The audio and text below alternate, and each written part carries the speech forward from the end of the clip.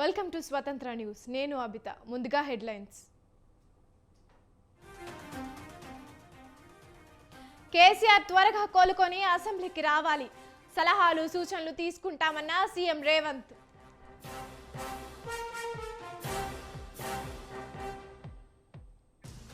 ఖమ్మం జిల్లాలో బట్టి పొంగులేటి తుమ్మల పర్యటన. భద్రాద్రి రామయ్యను సందర్శించుకోనున్న మంత్రులు.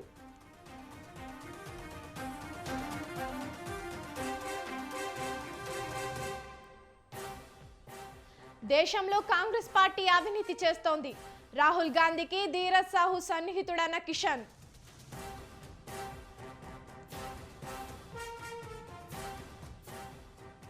తుఫాను వల్ల నష్టపోయిన ప్రజలను ఆదుకోవాలి. ప్రధాని మోదీకి లేఖ రాసిన చంద్రబాబు.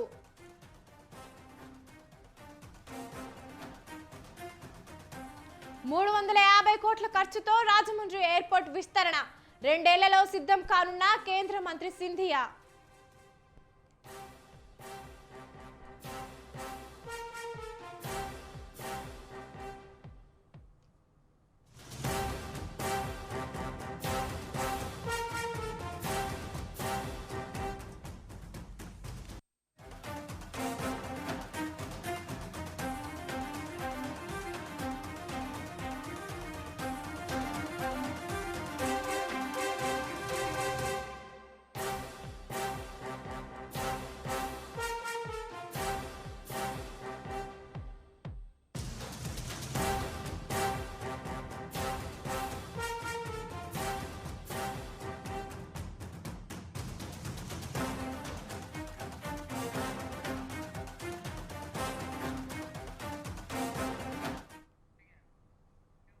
బీఆర్ఎస్ అధినేత మాజీ ముఖ్యమంత్రి కేసీఆర్ ను సీఎం రేవంత్ రెడ్డి పరామర్శించారు. సోమాజిగూడలోని యశోద ఆసుపత్రికి వెళ్లిన సీఎం రేవంత్ కేసీఆర్ ను కలిశారు. ఆయన ఆరోగ్య పరిస్థితిని వైద్యులను అడిగి తెలుసుకున్నారు. రేవంత్ రెడ్డి వెంట మంత్రి సీతక్క, షబ్బీర్ అలీ ఉన్నారు.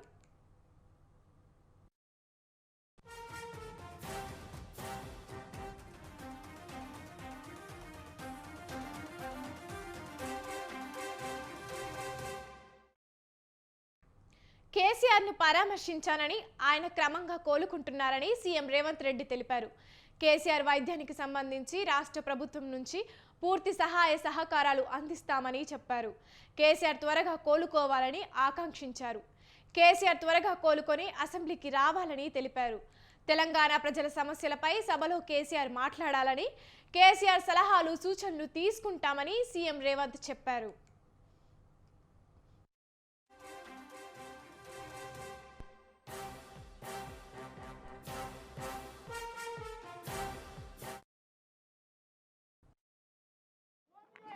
చంద్రశేఖరరావు గారికి చిన్న ప్రమాదవశాత్తు వారు కింద పడ్డారు. దానికి సంబంధించి వారు యశోద హాస్పిటల్లో ట్రీట్మెంట్ తీసుకుంటున్నారు. వారిని కలిసి పరామర్శించినాం. సర్జరీ జరిగింది. వారి ఆరోగ్యం కుదుటపడ్డది. కొంతకాలం విశ్రాంతి తీసుకోవాలని డాక్టర్లు చెప్పిండ్రు. వారు తొందరగా కోలుకోవాలని తెలంగాణ రాష్ట్ర ప్రభుత్వం నుంచి వారి వైద్యానికి సంబంధించి అన్ని రకాల సహాయ సహకారాలు అందిస్తూ అన్ని జాగ్రత్త చర్యలు తీసుకోమని సంబంధిత అధికారులకు చీఫ్ సెక్రటరీ గారికి ఆదేశాలు ఇవ్వడం జరిగింది. వారు తొందరగా కోలుకొని తెలంగాణ ప్రజల తరఫున శాసనసభలో సమస్యల మీద వారు మాట్లాడాలని, వారి సూచనలు సలహాలు కూడా మంచి ప్రభుత్వాన్ని ప్రజలకు అందించడానికి. మాజీ సీఎం కేసీఆర్ కుటుంబ సభ్యులను రవాణా శాఖ మంత్రి పొన్నం ప్రభాకర్ కూడా పరామర్శించారు. కేసీఆర్ కుటుంబ సభ్యుల్ని కలిసి ఆయన ఆరోగ్యం గురించి అడిగి తెలుసుకున్నారు. ఆయన త్వరగా కోలుకోవాలని కోరుకుంటున్నారని పొన్నం చెప్పారు. కేటీఆర్, హరీష్ ను కలిసి కేసీఆర్ ఆరోగ్యం గురించి అడిగి తెలుసుకున్నానని తెలిపారు. ముఖ్యమంత్రి గారు కేసీఆర్ గారు కూడా ఉన్నారంటే వారిని కూడా చూద్దామని పోయినా వారు హాస్పిటల్లో లోపల ఉన్నారు. వారి కుమారుడైనటువంటి కేటీఆర్ గారిని, హరీష్ రావు గారిని, దుబ్బాక శాసనసభ్యుడు ప్రభాకర్ రెడ్డి గారు ఉండి వాళ్ళను కూడా కలిసి కేసీఆర్ గారి యోగక్షేమాలు కూడా అడిగినా వారు ఆరోగ్యం నిలకడవుతుందని చెప్పినారు. మాజీ ముఖ్యమంత్రిగా వారు కూడా ఒక తెలంగాణ ఉద్యమకారుడిగా, నేను కూడా ఒక తెలంగాణ ఉద్యమకారుడిగా ఈ హాస్పిటల్లో వచ్చిన సందర్భంగా రాజకీయాలకు అతీతంగా ఆరోగ్యాలు యోగక్షేమాలు అడగడం అనేటువంటిది మామూలే కాబట్టి వారిని అడగడం జరిగింది.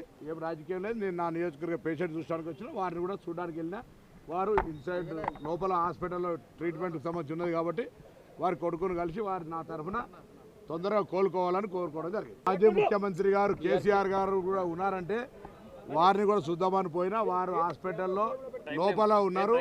వారి కుమారు దేశంలో కాంగ్రెస్ పార్టీ అవినీతి చేస్తోందని తెలంగాణ బీజేపీ అధ్యక్షుడు కిషన్ రెడ్డి అన్నారు. జార్ఖండ్ రాష్ట్రానికి చెందిన కాంగ్రెస్ ఎంపీ ధీరజ్ సాహు ఇంటి వ్యాపార సముదాయాలపైన జరిగిన ఐటీ సోదాల్లో 290 కోట్ల అక్రమ సంపాదనను అధికారులు స్వాధీనం చేసుకున్నారని తెలిపారు. దేశ చరిత్రలో ఆదాయ పన్ను అధికారుల దాడుల్లో ఒకే చోట ఇంత పెద్ద అక్రమ సంపాదన బయటపడడం తొలిసారి అని అన్నారు. ఈ ఖ్యాతి కాంగ్రెస్ పార్టీకే దక్కుతుందని ఎద్దేవా చేశారు. రాహుల్ గాంధీకి అత్యంత నమ్మకమైన సన్నిహితమైన అనుచరుడు ధీరజ్ సాహు అని కిషన్ రెడ్డి అన్నారు. సభ్యుడు ధీరజ్ సాహు ఇంటిపైన వ్యాపార కేంద్రాలపైన ఐటీకి సంబంధించినటువంటి అధికారులు ఐటీ దాడుల్లో దేశ ప్రజలందరూ విస్తుపోయేలా ఇప్పటి వరకు 290 కోట్ల రూపాయలు కాంగ్రెస్ పార్టీ ఎంపీ దగ్గర అక్రమ సంపాదన బ్లాక్ మనీ ఐటీ అధికారులు స్వాధీనం చేసుకోవడం జరిగింది. ఇప్పటి వరకు 40 బ్యాగులు మాత్రమే లెక్క పెట్టారు. ఇంకా 90కి పైగా బ్యాగులు లెక్క పెట్టాల్సినటువంటి అవసరం ఉంది. దేశ చరిత్రలో ఇప్పటి వరకు జరిగినటువంటి ఆదాయపు పన్ను శాఖ అధికారుల దాడుల్లో ఒకే చోట ఇంత పెద్ద ఎత్తున అక్రమ సంపాదన పట్టుబడము ఇదే మొదటిసారి. ఆ ఖ్యాతి కాంగ్రెస్ పార్టీకే దక్కింది. జార్ఖండ్ రాష్ట్రానికి సంబంధించినటువంటి కాంగ్రెస్ ఎంపీ రాజ్యసభ సభ్యుడు ధీరజ్ సాహు ఇంటిపైన వ్యాపార కేంద్రాలపైన ఎన్నికల వేళ ప్రజలకు ఇచ్చిన హామీలను నిలబెట్టుకునే ప్రయత్నంలో ఒక్కో అడుగు ముందుకేస్తోంది తెలంగాణ ప్రభుత్వం. ఇందులో భాగంగా మహాలక్ష్మి చేయూత పథకాల అమలును ప్రారంభించింది. సోనియా గాంధీ జన్మదినం కానుకగా ఆయా పథకాలు ప్రారంభించడంపై హర్షం వ్యక్తం చేస్తున్నాయి కాంగ్రెస్ పార్టీ శ్రేణులు. అయితే రైతు బంధు నగదు ఎప్పుడు జమ చేస్తారంటూ నిలదీసింది విపక్ష బీఆర్ఎస్.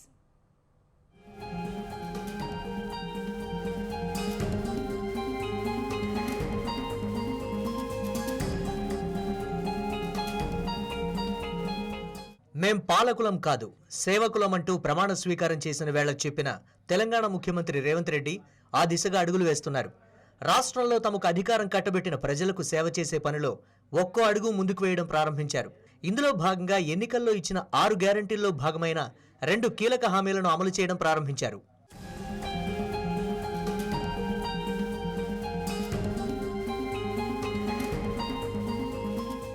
సీఎం రేవంత్ రెడ్డి చేతుల మీదుగా ఇవాళ ప్రారంభమైన 2 హామీల్లో ఒకటి మహిళల కోసం ప్రత్యేకించిన మహాలక్ష్మి పథకం కాగా మరోటి ఆరోగ్యశ్రీ పరిమితిని 10 లక్షల రూపాయలకు పెంచుతూ తీసుకున్న మరో పథకం. ఈ రెండింటిని అసెంబ్లీ ప్రాంగణంలో ప్రజాప్రతినిధుల సమక్షంలో ప్రారంభించారు రేవంత్ రెడ్డి.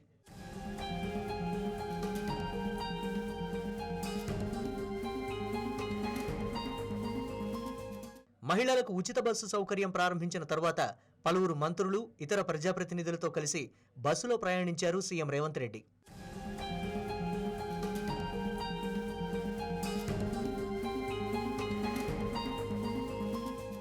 మహాలక్ష్మి పథకం కింద పల్లె వెలుగు, ఆర్డినరీ, ఎక్స్ప్రెస్ బస్సుల్లో మహిళలు, బాలికలు, ట్రాన్స్జెండర్లకు ఉచిత ప్రయాణం కల్పించారు. తెలంగాణ సరిహద్దుల వరకు రాష్ట్ర స్థానికత కలిగిన ఏదైనా గుర్తింపు కార్డు చూపించి మహిళలు ఉచితంగా ప్రయాణం చేయవచ్చు.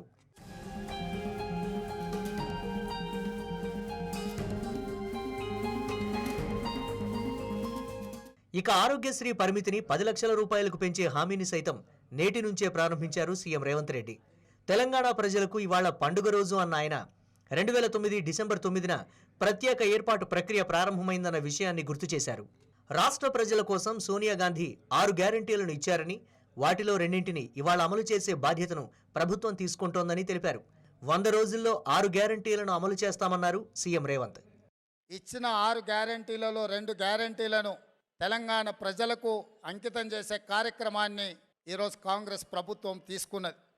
అందులో భాగంగానే పేద ప్రజలకు వైద్యాన్ని అందించాలి, పేద ప్రజల యొక్క ఆరోగ్యాన్ని కాపాడాలి, తెలంగాణ రాష్ట్రంలో ఉన్న వాళ్ళందరికీ ప్రభుత్వమే వైద్యాన్ని అందించాలన్న ఆలోచనతోని రాజీవ్ ఆరోగ్యశ్రీ పథకం ద్వారా 10 లక్షల రూపాయలతో పేదవాడికి వైద్యాన్ని అందించి వాళ్ళని కుటుంబ సభ్యులుగా భావించి వాళ్ళని కాపాడడానికి ఈ ప్రభుత్వం, కాంగ్రెస్ ప్రభుత్వం నిర్ణయం తీసుకున్నది. ఇక రెండవ కార్యక్రమం, ఈరోజు శ్రీమతి సోనియా గాంధీ గారి జన్మదినం రోజు నా మంత్రివర్గం మొత్తం పెద్దలు మాణిక్రావు ఠాకరే గారి నాయకత్వంలో ఇక్కడికి అందరూ అధికారులు, మంత్రులు, శాసనసభ్యులు ఈ శుభ కార్యక్రమంలో పాల్గొని ఆర్టీసీ బస్సులో ఆడబిడ్డలకు ఉచిత ప్రయాణాన్ని లాంఛనంగా ఈరోజు ప్రారంభిస్తున్నాం. ఈ 6 గ్యారంటీలను కూడా నిక్కచ్చిగా 100 రోజుల్లో అమలు చేసి తెలంగాణ ప్రజలకు ఒక సంక్షేమ రాజ్యంగా, అభివృద్ధి రాష్ట్రంగా తెలంగాణను తీర్చిదిద్దడానికి కాంగ్రెస్ పార్టీ మాట ఇస్తుంది. ఆ మాట కోసం అహర్నిశలు కృషి చేస్తామని తెలియజేస్తూ తెలంగాణ ప్రభుత్వం తీరుపై విమర్శలు గుప్పించింది ప్రతిపక్ష బీఆర్ఎస్. రాష్ట్ర రైతాంగమంతా ప్రభుత్వ నిర్ణయం కోసం వేచి చూస్తోందన్నారు మాజీ మంత్రి హరీష్ రావు. తుఫాను కారణంగా దెబ్బతిన్న రైతులను ఆదుకోవాలని కోరారు. రైతు బంధు నగదు ఎప్పుడు జమ చేస్తారో చెప్పాలని డిమాండ్ చేశారు హరీష్ రావు. ఇప్పటికే రాష్ట్రంలో యాసంగి పంట పనులు ప్రారంభమయ్యాయి. 7-8 ఏళ్లు మేము రైతు బంధు ఎప్పుడు వేసినా కూడా నవంబర్ ఎండింగ్లో, డిసెంబర్ మొదటి వారంలో యాసంగి పంట రైతు బంధు డబ్బులు కేసీఆర్ గారు ఇచ్చారు. మరి ఈరోజు మీరు ప్రజలకు ఇచ్చిన మాట ప్రకారంగా డిసెంబర్ 9వ తేదీన 15,000 రూపాయల చొప్పున రైతు బంధు డబ్బులు వేస్తామన్నారు. ఇవాళ డిసెంబర్ 9వ తేదీ. మీరు ఏదైనా ప్రకటన చేస్తారనుకుంటే రైతుల విషయం మీద ఎలాంటి ప్రకటన ఇవ్వలేదు. 15,000 రూపాయల చొప్పున అంటే యాసంగి పంటకు ఎకరానికి 7,500 రూపాయల చొప్పున రైతులకు డబ్బులు ఇవ్వాలి. మీరు ప్రజలకు మాట ఇచ్చున్నారు. డిసెంబర్ 9వ తేదీన 15,000 చొప్పున రైతు బంధు డబ్బులు బ్యాంకుల్లో వేస్తామని ప్రజలకు మాట ఇచ్చారు. మరి ఈరోజు డిసెంబర్ 9వ తేదీ రైతులందరూ కూడా ఎదురు చూస్తూ ఉన్నారు. ప్రజలకు ఇచ్చిన మాట, రైతులకు ఇచ్చిన మాట ప్రకారంగా రైతు బంధు డబ్బులు ఎప్పటి నుంచి వేస్తారో రైతులకు స్పష్టత ఇవ్వాలని తెలంగాణ రైతాంగం పక్షాన నేను మిమ్మల్ని అడుగుతా ఉన్నాను. ఎన్నికల హామీలను నెరవేర్చేందుకు కాంగ్రెస్కు కొంత సమయం ఇద్దామని కొద్ది రోజుల క్రితమే బీఆర్ఎస్ సూచనప్రాయంగా నిర్ణయించిందన్న వాదన వినిపించింది. అయితే అప్పుడే హామీల అమలుపై గులాబీ పార్టీ నుంచి ప్రశ్నలు రావడంతో కాంగ్రెస్ పార్టీ కూడా ధీటుగా జవాబివ్వడం మొదలుపెట్టింది. మరి రాబోయే రోజుల్లో రెండు పార్టీల వైఖరి ఎలా ఉండబోతోందన్నది ఆసక్తి రేపుతోంది.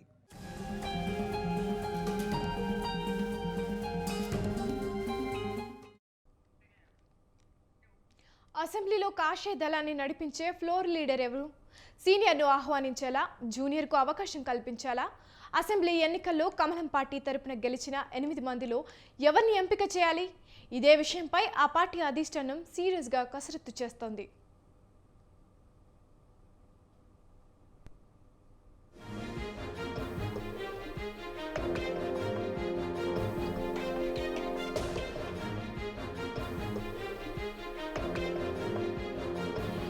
అసెంబ్లీ ఎన్నికల్లో 8 స్థానాల్లో గెలిచిన కాషాయ పార్టీ శాసనసభలో బీజేపీ ఎల్పీ నేతగా ఎవరిని నియమిస్తారనే అంశంపై వాడివేడిగా చర్చ జరుగుతోంది. రేసులో మాత్రం 3 పేర్లు ప్రధానంగా వినిపిస్తున్నాయి. 3 సార్లు గెలిచిన గోషామహల్ ఎమ్మెల్యే రాజాసింగ్, 2 సీఎంలైన కేసీఆర్, రేవంత్ రెడ్డిలను ఓడించిన కామారెడ్డి ఎమ్మెల్యే కాటిపల్లి వెంకటరమణారెడ్డి, నిర్మల్ ఎమ్మెల్యే ఏలేటి మహేశ్వరరెడ్డి పేర్లు వినిపిస్తున్నాయి. వీరిలో ఎవరిని నియమిస్తే బాగుంటుందనే అంశంపై రాష్ట్ర నాయకత్వం సమాలోచనలు చేస్తున్నట్లు సమాచారం.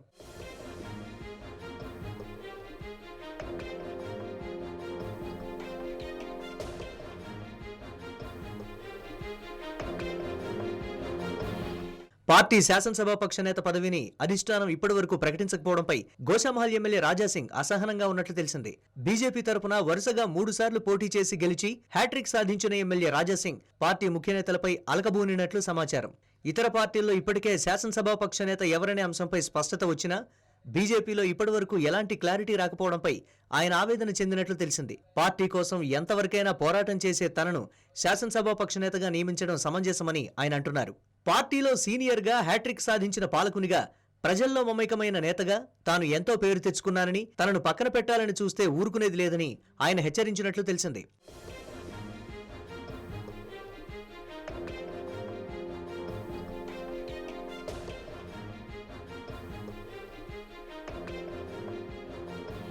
అసెంబ్లీలో ఎమ్మెల్యేల ప్రమాణ స్వీకార నేపథ్యంలో బీజేపీ తరపున పోటీ చేసి గెలిచిన ఎమ్మెల్యేలంతా రాష్ట్ర బీజేపీ కార్యాలయానికి చేరుకున్నారు. కేంద్ర మంత్రి, పార్టీ రాష్ట్ర అధ్యక్షుడు కిషన్ రెడ్డితో ఎమ్మెల్యేలు భేటీ అయ్యారు.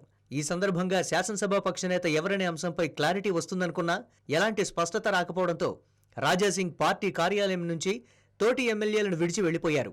వాస్తవానికి ఈ భేటీ అనంతరం బీజేపీకి చెందిన 8 మంది ఎమ్మెల్యేలంతా చార్మినార్ భాగ్యలక్ష్మి అమ్మవారిని దర్శించుకోవాల్సి ఉంది. అక్కడి నుంచి ట్యాంక్ బండ్, అంబేద్కర్ విగ్రహం వద్దకు, గన్ పార్క్లోని అమరవీరుల స్తూపం వద్దకు వెళ్లి నివాళులర్పించాల్సి ఉంది. ప్రొటెం స్పీకర్గా అక్బరుద్దీన్ నియామకానికి నిరసనగా అసెంబ్లీ ప్రాంగణానికి వెళ్లి గాంధీ విగ్రహం వద్ద బీజేపీ శ్రేణులు నిరసన వ్యక్తం చేయాల్సి ఉంది. ఈ కార్యక్రమాలకు రాజాసింగ్ గైర్హాజరయ్యారు. చివరకు గవర్నర్కు వినతిపత్రం అందజేసే కార్యక్రమానికి రాజాసింగ్ దూరంగా ఉండడంతో 7 బీజేపీ ఎమ్మెల్యేలే గవర్నర్ వద్దకు వెళ్లి వినతిపత్రం అందించారు. రాజాసింగ్ మొబైల్కు పార్టీ శ్రేణులు ఫోన్ చేస్తే స్విచ్ ఆఫ్ అని వస్తోందని తెలిసింది.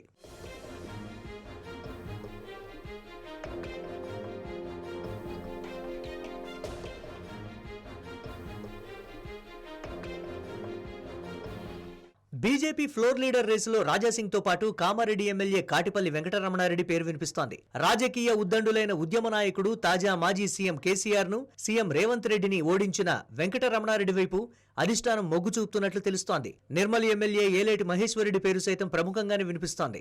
అసెంబ్లీలో రెండోసారి అడుగుపెడుతున్న మహేశ్వరరెడ్డి సీఎం రేవంత్ రెడ్డిని మేటిగా ఢీకొన్న నాయకుడిగా పేర్కొంటున్నారు. కాంగ్రెస్ లో కేవలం రేవంత్ రెడ్డితో విభేదించి బీజేపీలో చేరిన మహేశ్వరరెడ్డి భారీ మెజారిటీతో విజయం సాధించారు. అసెంబ్లీ ప్రొసీడింగ్ తో పాటు ప్రజా సమస్యలపై అవగాహన ఉన్న నాయకుడిగా మహేశ్వరరెడ్డి పేరు వినిపిస్తోంది. ఫ్లోర్ లీడర్ గా ఆయన పేరును అధిష్టానం పరిశీలిస్తున్నట్లు సమాచారం.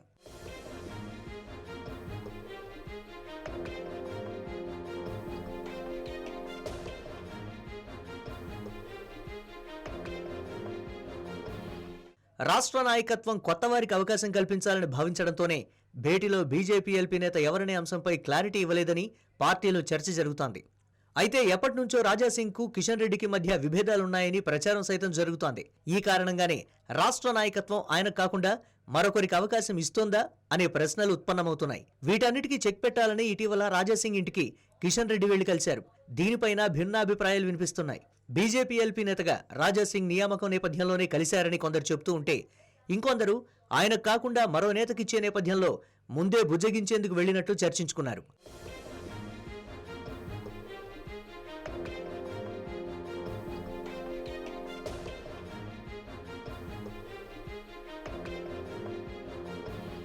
రాజాసింగ్ అలకపై పార్టీ అధిష్టానం ఏ నిర్ణయం తీసుకుంటుంది?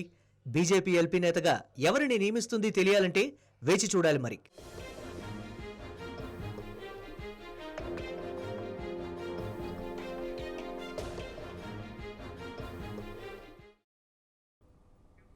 రాజీవ్ ఆరోగ్యశ్రీ పెంపు మహాలక్ష్మి కార్యక్రమాన్ని మల్కాజ్గిరి ఎమ్మెల్యే మరి రాజశేఖర్ రెడ్డి ప్రారంభించారు. మల్కాజ్గిరిలోని ప్రభుత్వ ఆసుపత్రిలో కార్యక్రమాన్ని ప్రారంభించారు.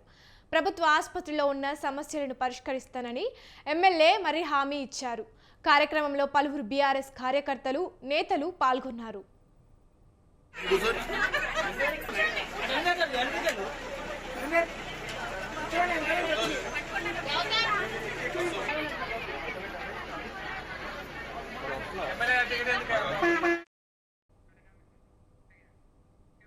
మిచాంగ్ తుఫానుపై ప్రధానమంత్రి నరేంద్ర మోదీకి టీడీపీ అధినేత నారా చంద్రబాబు నాయుడు లేఖ రాశారు. తుఫానుకు తీవ్ర స్థాయిలో నష్టపోయిన ఏపీ రాష్ట్ర ప్రజలను ఆదుకోవాలని లేఖ రాశారు. 22 లక్షల ఎకరాల్లో పంటలు దెబ్బతిన్నాయని తెలిపారు.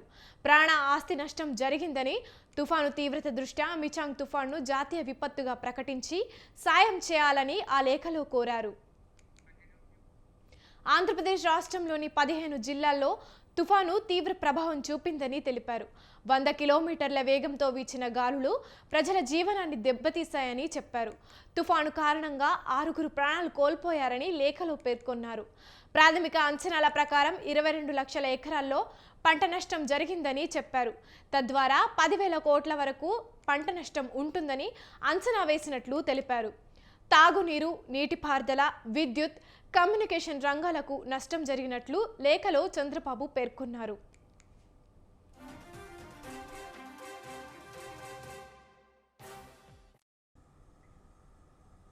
టీడీపీ అధినేత చంద్రబాబుపై మంత్రి కాకాని గోవర్ధన్ రెడ్డి తీవ్రంగా ఫైర్ అయ్యారు. రైతులను చంద్రబాబు ఏనాడు పట్టించుకోలేదని అన్నారు. వ్యవసాయాన్ని కించపరిచేలా మాట్లాడిందే చంద్రబాబు అంటూ నిప్పులు చెరిగారు. 14 ఏళ్లలో వ్యవసాయానికి చంద్రబాబు తీసుకున్న చర్యలు ఏంటి అని మంత్రి ప్రశ్నించారు. విపత్తుల సమయంలో వైఎస్ఆర్సీపీ ప్రభుత్వం ప్రజలకు అండగా నిలిచిందని కాకాని అన్నారు. రైతు సంక్షేమాన్ని గురించి ఏ రోజైనా మాట్లాడినటువంటి నేపథ్యం ఉందా? ఈరోజు రైతులకు సంబంధించినటువంటి రైతు భరోసా కేంద్రాలు లాంటివి తీసుకొచ్చినటువంటి సందర్భం ఉందా? ఈరోజు విపత్తు వచ్చి ఆగిన వెంటనే ఎక్కడికక్కడ ఉన్నటువంటి విత్తనాలు ఏదైతే ఉన్నాయో బఫర్ స్టాకు వాటిని సబ్సిడీ మీద పంపిణీ ప్రారంభించాం. మిగిలిపోయినటువంటి వాటిలో ఎక్కడన్నా అవసరం అనుకుంటే ఇతర రాష్ట్రాల నుంచి సేకరించి పంపిస్తున్నాం. నీ హయాంలో విత్తనాల కోసం క్యూలో నిలబడి ప్రాణాలు పోయినటువంటి సందర్భం, క్యూలో నిలబడి పోలీసులు లాఠీ చార్జ్ చేసినటువంటి సందర్భం. అధికారంలోకి వచ్చిన వెంటనే కౌలు రైతులను అన్ని విధాలా ఆదుకుంటున్నామన్నారు నారా లోకేష్. పంటను సాగు చేసే వారికి అందాల్సిన పథకాలను పారదర్శకంగా అందించేందుకు ప్రత్యేక డ్రైవ్ చేపడతామన్నారు. కౌలు రైతులు నష్టపోకుండా చూస్తామని భరోసా ఇచ్చారు. యువగలం పాదయాత్రలో భాగంగా తుని నియోజకవర్గం ఒంటిమామిడి వద్ద పంట పొలాలను యువనేత లోకేష్ పరిశీలించారు. కౌలు రైతులకు న్యాయం చేసేలా అధికారంలోకి వచ్చిన వెంటనే ప్రత్యేక చర్యలు తీసుకుంటామన్నారు. ప్రభుత్వ నిర్లక్ష్య ధోరణితో ప్రకాశం జిల్లాలో వరుసగా 2వ సంవత్సరం రైతులు జాలర్ల జీవనం అస్తవ్యస్తమైంది. 43 గ్రామాల ప్రజలకు మంచినీటి కష్టాలు పెరిగాయి. జిల్లాలోని గుండ్లకమ్మ ప్రాజెక్టు 3వ గేటు గత ఆగస్టు నెలలో కొట్టుకుపోయి నీరు మత్స్య సంపద మొత్తం సముద్రం పాలైంది.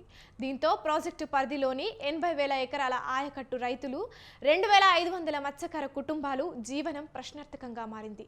ఈ పాపం మొత్తం ప్రభుత్వానిదేనని అంటున్న కొండపీట్ టీడీపీ ఎమ్మెల్యే బోలా వీరాంజనేయ స్వామితో మా ప్రతినిధి Srinivas face to face. Addanki 3 నియోజకవర్గాలకు సంబంధించినటువంటి 80,000 ఎకరాల ఆయకట్టు విస్తీర్ణానికి మరియు 2,500 మంది జాలర్ల జీవన ప్రమాణానికి ఆధారమైనటువంటి గులకమ్మ ప్రాజెక్టుకు సంబంధించినటువంటి ఒక గేటు కొట్టుకుపోవడంతో ప్రాజెక్టు నిండుకుండలా నిండి ఉన్నటువంటి నీరు మొత్తం కూడా సముద్రం పాలయ్యే పరిస్థితి ఉంది. ఈరోజు ప్రాజెక్టుకు సంబంధించినటువంటి 3.9 టీఎంసీల సామర్థ్యం ఉంటే సుమారు సగం నీరు ఇప్పటికే సముద్రం పాలైన పరిస్థితి. గత సంవత్సరం కూడా ఇదే విధంగా నెలకొన్న పరిస్థితి ఉంది. అయితే ఈ ప్రాజెక్టులో గేటు కొట్టకపోవడంతో స్థానిక టీడీపీ ఎమ్మెల్యేలతో పాటుగా టీడీపీ ఇన్ఛార్జీలు కూడా ఇక్కడికి వచ్చి పరిశీలిస్తున్న నేపథ్యం ఉంది. మనతో పాటు కొండేపీ ఎమ్మెల్యే స్వామి గారు ఉన్నారు. వారిని అడిగి తెలుసుకుందాం. సార్, ఈ ప్రాజెక్టుకు సంబంధించి గత సంవత్సరం ఆగస్టు 30వ తేదీన ఒక గేటు కొట్టకపోవడం జరిగింది. మరలా ఈ సంవత్సరం డిసెంబర్లో మరో గేటు కొట్టుకుపోయింది. దీంతో పాటుగా మరికొన్ని గేట్లు ఎత్తి కూడా మొత్తం నీటిని కింద వదులుతున్న పరిస్థితి ఉంది. దీనికి సంబంధించి ఏంటంటే ప్రభుత్వానికి నిర్లక్ష్యం, రైతులంటే చిన్నచూపు, ఈ ప్రాంతం మీద ఒక నిర్లక్ష్యం. ఎందుకంటే ప్రకాశం జిల్లాలో మాకు ఎప్పుడు కూడా కంచుకోవడం అనేటువంటి ఒక అపోహల్లో వాళ్ళు బతుకుతా ఉన్నారు. 1.5 సంవత్సరం గేటు కొట్టకపోతే అది రిపేర్ చేయలేదు. ఆ రోజే మేము చెప్పాం ఇంకా 3 గేట్లు వీక్గా ఉన్నాయి, కొట్టుకుపోయే ప్రవేశిస్తుందని చెప్తే ఇప్పటివరకు కూడా వాళ్ళకి టెండర్లు కాంట్రాక్టులు దొరకలేదు అంటున్నారు. ఈ ప్రభుత్వం మీద కాంట్రాక్టర్ల నమ్మకం పోయింది, రైతుల మీద వాళ్ళకి విశ్వాసం పోయింది. 2వ సంవత్సరం కూడా రైతులకి అవకాశాలు లేకుండా పోయినాయి. ఇక్కడ మత్స్య సంపద ఉన్నటువంటి వాళ్ళకి కూడా నష్టపరిహారం మేము అసెంబ్లీలో డిమాండ్ చేస్తే అది కూడా ఇవ్వలేదు. ఈ రోజున్నటువంటి పరిస్థితుల్లో వర్షాలు వస్తాయని మేము అనుకోలేదని చెప్పి ఇంజనీర్లు మాట్లాడతారు. మేమేదో నీళ్లు నిల్వ చేసామని చెప్తారు. శాసనసభ్యులు వచ్చేసేమో ఇప్పుడు టైం ఇంకా చాలా అవసరం ఉన్న టైంకి మేము నీళ్లు తెస్తా ఉన్నాం. ఎక్కడి నుంచి తెస్తారు వీళ్ళు? వీళ్ళేమన్నా అపర భగీరథులా? మేము ఒకటే చెప్తున్నాం, 1.5 సంవత్సరం అయినా కానీ ఒక గేట్ రిపేర్ చేయలేకపోయారు. 2వ గేటు కూడా త్వరగా చేయండి. కానీ మీ వల్ల కాదు, రేపు తెలుగుదేశం ప్రభుత్వం వచ్చాక పూర్తి చేస్తాం. రైతులన్నా ఈ ప్రాజెక్టులన్నా మేము పూర్తి చేస్తామని నమ్మకం మాకుంది. అయితే ఇప్పటికి 2 గేట్లు కొట్టుకుపోయినాయి, మరో 2 ఎత్తారు. మరి ఈ నీరంతా కూడా కిందకు పోయిన తర్వాత ఇక్కడ ఉండేటువంటి మత్స్యకారులు కానీ రైతులు కానీ ఇబ్బంది పడే పరిస్థితి ఉంది. దానికి మరి ప్రత్యామ్నాయం ఏదైనా ఉంటుందా ఏంటి? ఈ ప్రభుత్వంలో ప్రత్యామ్నాయం లేదండి. 1.5 సంవత్సరం చూస్తున్నాం, కొత్తగా వీళ్ళు చేసేది ఏమీ లేదు. చేపలు పట్టుకొని బతికారు, వాళ్ళనే రోడ్డు పడేశారు, రైతులను కూడా రోడ్డు పడేశారు. వీళ్ళకి కనీసం పాపభీతి లేదు. ఇది పరిస్థితి. గత సంవత్సరం ఒక గేటు కొట్టుకుపోయి మొత్తం నీరు కూడా సముద్రం పాలయ్యి అటు జాలర్లు రైతులు తీవ్ర ఇబ్బందులు పడ్డ పరిస్థితి ఉంది. అయితే ఈ సంవత్సరం కూడా సేమ్ అదే పరిస్థితి పునరావృతం కావడంతో ప్రాజెక్టులో ఉన్నటువంటి నీరు మొత్తం కూడా సముద్రం పాలయ్యే పరిస్థితి ఉంది. ఇప్పటి వరకు వర్షాలు లేక ప్రాజెక్టు మొత్తం ఎండిన క్షీణ దశలోకి వచ్చిన దశలో తుఫాన్ నేపథ్యంలో ప్రాజెక్టు మొత్తం నిండింది. అయితే నిండిన ప్రాజెక్టులో ఉన్నటువంటి నీటిని కాపాడవలసినటువంటి అధికారుల నిర్లక్ష్యం మరియు పాలకుల నిర్లక్ష్యంతో ఈ నీరు మొత్తం కూడా నేడు సముద్రం పాలయ్యేటువంటి పరిస్థితి వచ్చింది. అయితే దీనిపైన ఆయకట్టు రైతులు కానీ లేదా మత్స్యకారులు కానీ ఆధారపడి జీవిస్తున్న పరిస్థితి. ఇప్పుడు వారి యొక్క జీవన ప్రమాణాలు కూడా ప్రశ్నార్థకంగా మారేటువంటి పరిస్థితి ఉంది. ఆదుకోవాల్సిన అధికారులు సరైన దృక్పథం లేకపోవడంతోనే ఈ పరిస్థితులు దాపురించాయని కూడా టీడీపీ ఎమ్మెల్యేలు చెబుతున్న పరిస్థితి ఉంది. గుండ్లకమ్మ నుండి వీడియో జర్నలిస్ట్ వాసుతో శ్రీనివాస్, స్వంత్ర న్యూస్. పశ్చిమ గోదావరి జిల్లా భీమవరం పట్టణం గునుపొడి గ్రామంలో వేంచేసి ఉన్న శ్రీ సోమేశ్వర జనార్దన స్వామి వారిని మంత్రి ఆర్కే రోజా దర్శించుకున్నారు. ఆలయంలో ప్రత్యేక పూజలు నిర్వహించారు. మంత్రి రోజాకు ఆలయ ప్రధాన అర్చకులు వేద ఆశీర్వచనాలు అందజేశారు. ఆ తర్వాత ఆలయ ట్రస్ట్ బోర్డు సభ్యులు శాలువాతో సత్కరించి స్వామివారి చిత్రపటాన్ని అందజేశారు. ఈ కార్యక్రమంలో వైసీపీ నాయకులు, కార్యకర్తలు పాల్గొన్నారు.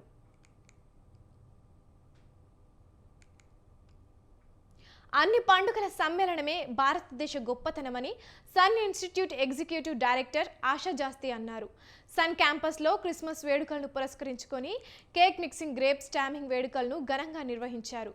వివిధ రకాల డ్రై ఫ్రూట్స్, నట్స్ తదితర పదార్థాలతో భారీ కేకును మిక్సింగ్ చేసేందుకు విద్యార్థులు పోటీలు పడ్డారు. ఈ సందర్భంగా ఆమె మాట్లాడుతూ క్రిస్మస్ ట్రీతో పాటు విద్యుత్ కాంతుల నడుమ క్రిస్మస్ను ఆనందంగా జరుపుకోవాలని ఆకాంక్షతో వినూత్నంగా తయారు చేశామన్నారు. ప్రతి ఏడాది ఈ సాంప్రదాయాన్ని, సంస్కృతిని కొనసాగిస్తున్నామన్నారు. భారీ కేక్ కొన్ని రోజులు నిల్వ ఉంచిన అనంతరం తయారైన కేకులు నగరంలోని వివిధ వృద్ధాశ్రమాలు, చిల్డ్రన్ హోమ్, స్కూల్ ఉచితంగా పంపిణీ చేస్తామని తెలిపారు.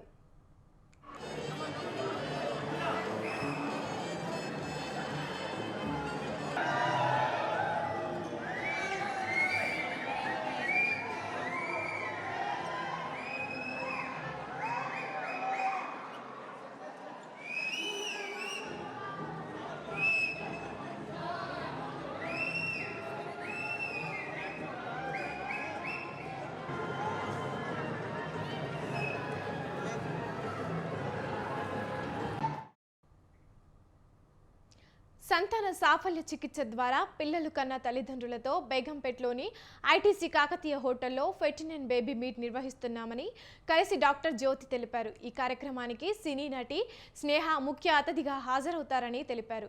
ఈ మేరకు బేబీ మీట్కి సంబంధించి లోగోని ఆమె ఆవిష్కరించారు.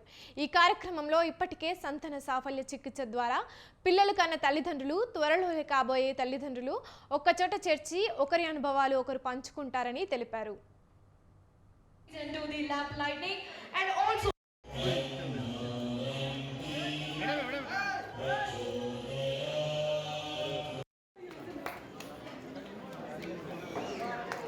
so when it is already dignitaries, please have your respective seat.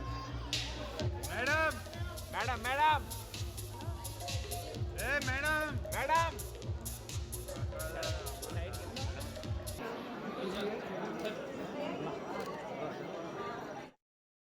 Parenthood, starting this incredible journey, or a seasoned parent facing expertise promises to be a guideline light. So now let's put hands together for Dr.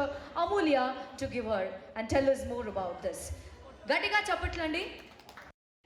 10 years before, the technology was not enough for her to become mother.